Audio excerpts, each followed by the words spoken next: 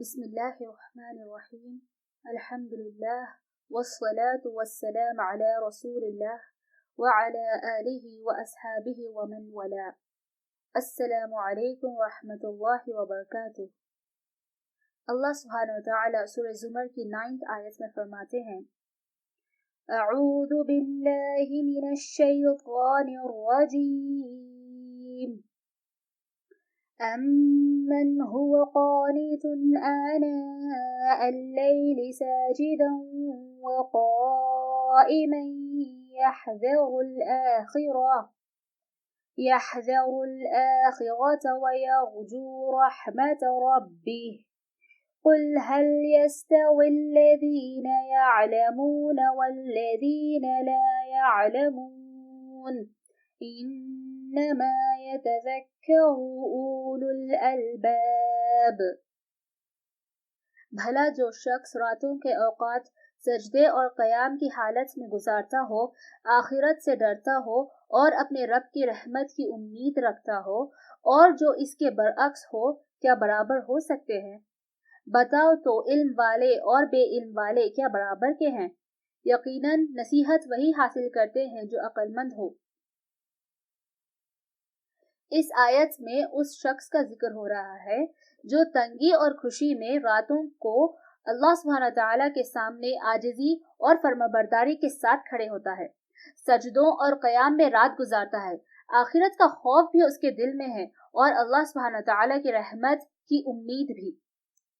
ایک مومن کا ایمان خوف اور امید کے درمیان ہونا چاہیے، نہ حد سے زیادہ خوف ہو اور نہ حد سے زیادہ امید.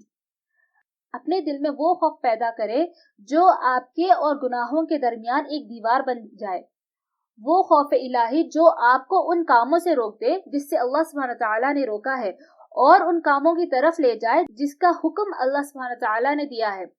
گناہ صرف وہ کام کرنا نہیں جس سے اللہ سبحانہ تعالیٰ نے روک دیا ہے، بلکہ اللہ سبحانہ تعالیٰ کے حکموں کو نہ ماننا، فرض کام پورے نہ کرنا بھی گناہ ہے. آپ سے جب غلطی ہو جائے یا غلط کام ہو جائے تو آپ کے دل میں خوف ہونا چاہیے کہ اگر آپ اس گناہ سے نہیں رکیں گے اور اللہ سبحانہ تعالیٰ سے توبہ نہیں کریں گے تو اس کی سزا آپ کو ضرور ملے گی.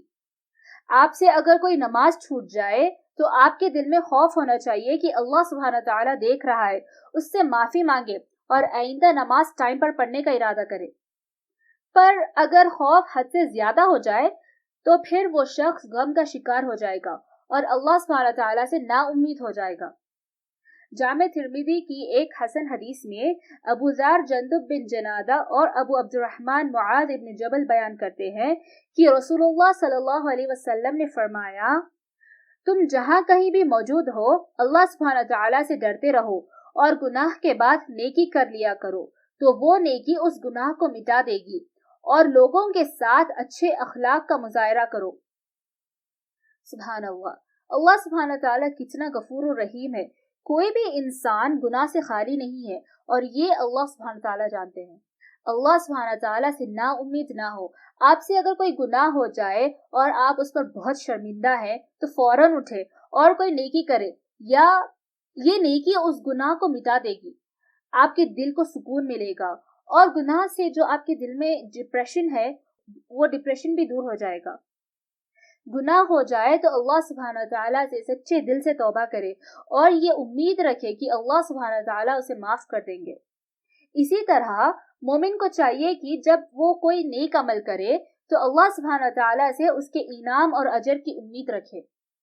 اللہ سبحانہ تعالیٰ سورہ کہف کی 110 آیت میں فرماتے ہیں، قُلْ إِنَّمَا أَنَا بَشَرٌ مِثْلُكُمْ يُوحَى إِلَيَّ أَنَّمَا إِلَٰهُكُمْ إِلَٰهٌ وَاحِدٌ فَمَن كَانَ يَرْجُو لِقَاءَ رَبِّهِ فَلْيَعْمَلْ